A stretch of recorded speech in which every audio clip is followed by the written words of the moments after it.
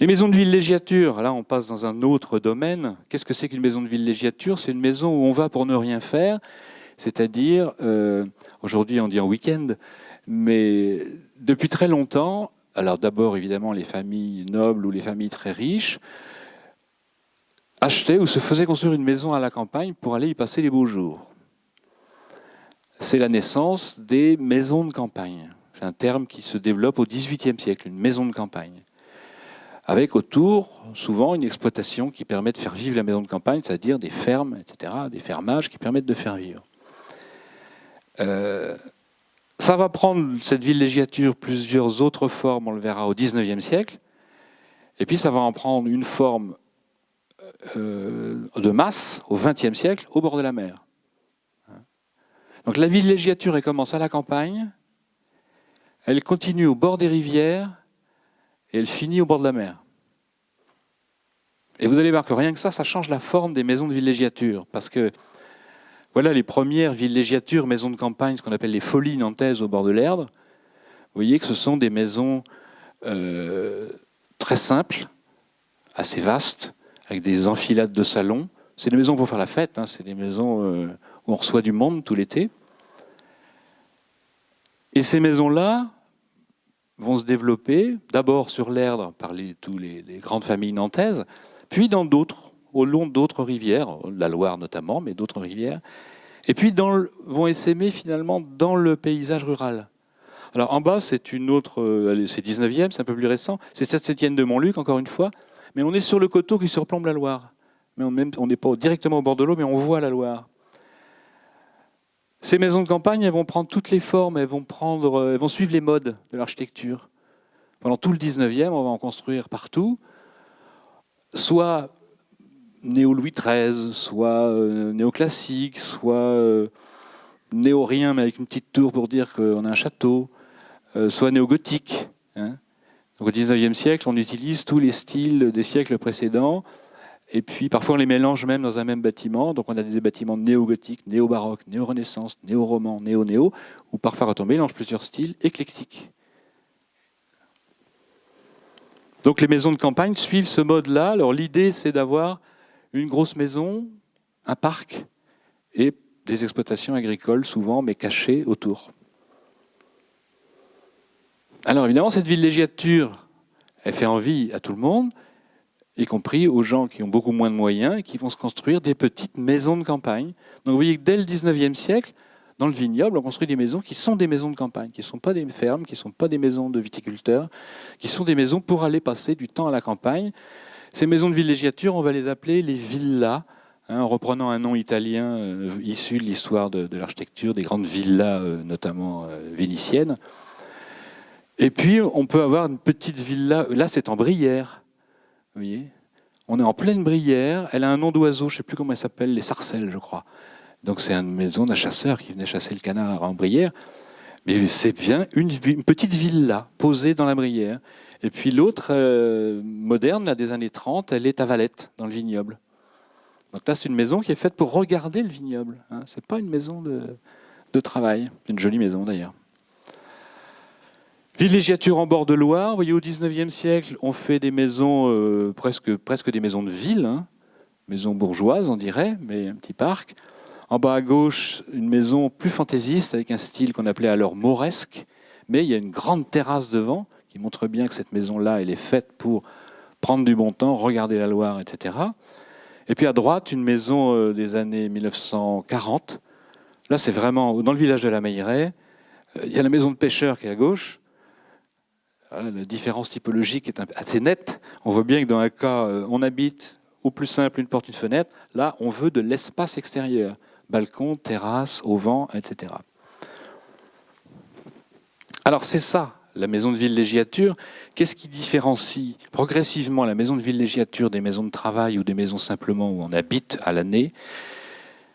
C'est qu'on profite de la maison d'une autre manière. Au XIXe siècle, quand on construit les premières villas au bord de la mer, ce sont des maisons classiques, maisons bourgeoises, où on s'abrite du soleil, du vent, de la pluie. Au XIXe siècle, il n'est pas question d'aller au soleil. Une femme doit avoir la peau le plus blanche, un teint de lait. Et puis on vient au bord de la mer prendre les eaux, mais prendre les eaux de l'eau de source. Hein. À Pornic, Préfaille, il y avait des sources ferrugineuses et on venait boire de l'eau. Il faut attendre plusieurs décennies avant qu'on aille se baigner dans la mer. Et donc on commence à aller dehors. Et au XIXe siècle, à la fin du XIXe siècle, on voit se développer des villas balnéaires avec une envie d'être dehors. Mais une envie d'être dehors à l'abri quand même du soleil, de la pluie, du vent. Donc des auvents, des terrasses couvertes, des bow windows, des loggias, tout un ensemble de dispositifs, des jardins d'hiver, qui fait qu'on est dehors mais dedans. On est dans un espace intermédiaire entre le dehors et le dedans. C'est ça qui caractérise l'architecture dite balnéaire. Et puis dans les années 20-30, alors la rupture culturelle cette fois-ci, comment s'appelle-t-elle, cette chanteuse Joséphine Baker devient la première star noire. Et tout le monde se met à aimer Joséphine Baker, à adorer son teint. Elle a un mari qui vend des produits cosmétiques en plus. Ça tombe bien, il fait des crèmes qui rendent la peau noire. Et puis, Gabrielle Chanel dit, à peu près dans les mêmes époques, ah, « Moi, ce que j'adore, c'est être nu au soleil. » Oh là! Renversement, cette idée qu'il fallait avoir la peau blanche est complètement bousculée par ces deux femmes, Joséphine Baker puis Gabrielle Chanel, qui disent « Mais c'est bien d'être bronzé. » Et en quelques années, on va voir les villas balnéaires s'équiper de terrasses accessibles et de solariums. Et on va commencer à aller se bronzer. Et ça change tout. Ça change tout parce qu'on n'est pas obligé de se cacher sous des auvents, on n'est pas obligé d'avoir peur du sable, du vent, etc. On vit dehors.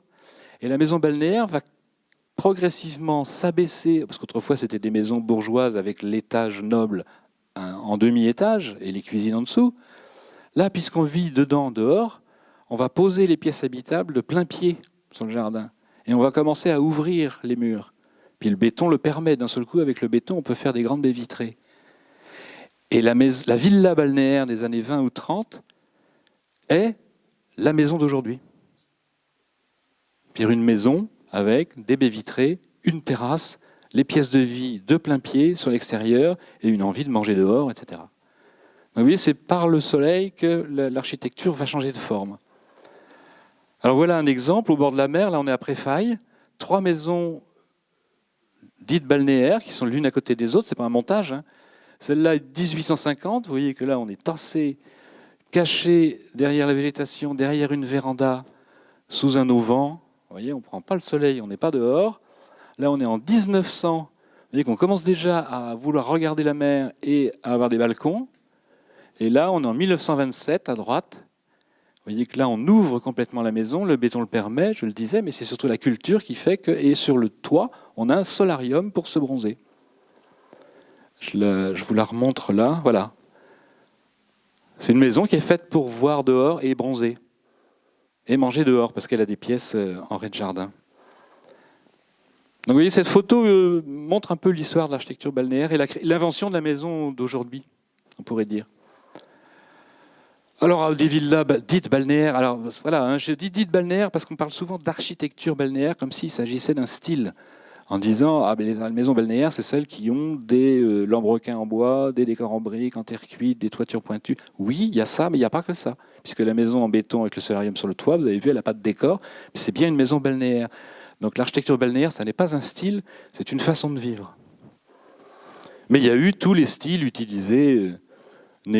Alors soit en référence à l'histoire, hein, les styles néo-Louis XIII, néo-gothique, etc., soit en référence aux régions, des styles régionalistes avec des villas basques, des villas bretonnes, des villas normandes comme celle-là. Enfin, bon.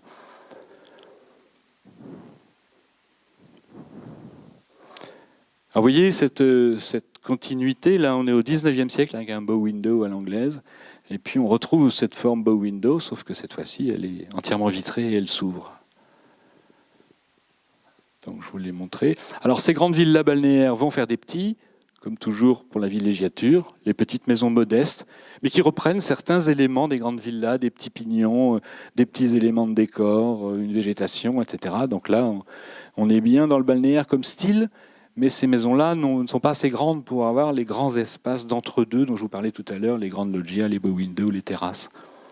Ça forme un paysage balnéaire de grande qualité. En Loire-Atlantique, on a des très beaux exemples, notamment à la Bernerie-en-Ré. On a ces maisons qui ont été construites par des promoteurs au XIXe siècle avec ce qu'on appelait des chalets, des suites de petits chalets. Donc ce sont des maisons, elles sont toutes petites les unes à côté des autres, mais elles forment des ensembles merveilleux avec leurs clôtures en briques, la végétation, etc. Donc la Bernerie est un vraiment très très beau site balnéaire d'architecture modeste mais de grande qualité urbaine.